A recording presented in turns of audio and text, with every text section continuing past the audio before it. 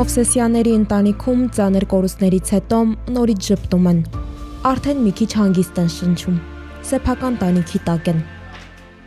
Հարութը կրտսեր եղբոր հետ ամրացնում է կահույքի վերջին դետալը։ Վերջին 2 տարում ձեռք բերած հատուկեն տիրերն առաջին անգամ դասավորում են վերջին անգամ։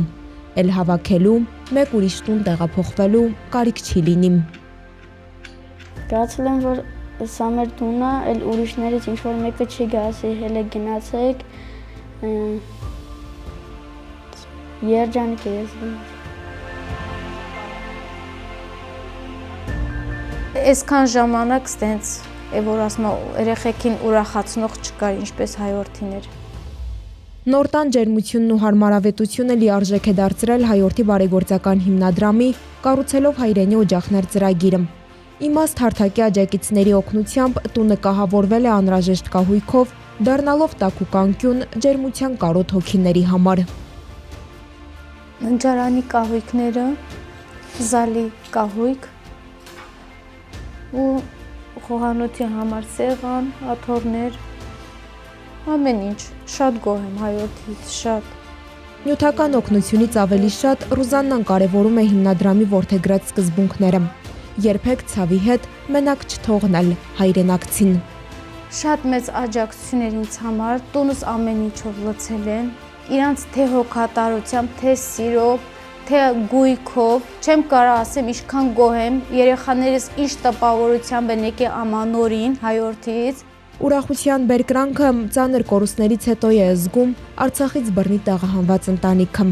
Ես Մարտակերտի շրջան յուղ վաղուհասից եմ։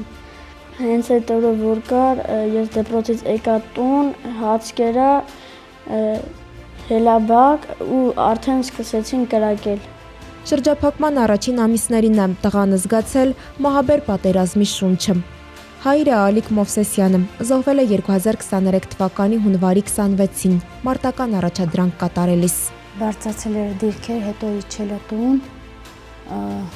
Այդ վաղ նորից պիտի բարձրանար դիրքեր, համար մեկ էր։ Գնաց ճամփի կեսին, թե մեկը ասում են ավտոն ապայ, թե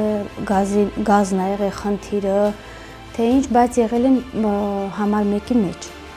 Ծառայությունը Ալիկի համար գիտակցված ընտրություն էր։ 9 տարվա պայմանագրային զինծառայող էր, մինչև ողբերգական պայթյունը։ Սկզբում աշխատում էր Կաշենի հանքում,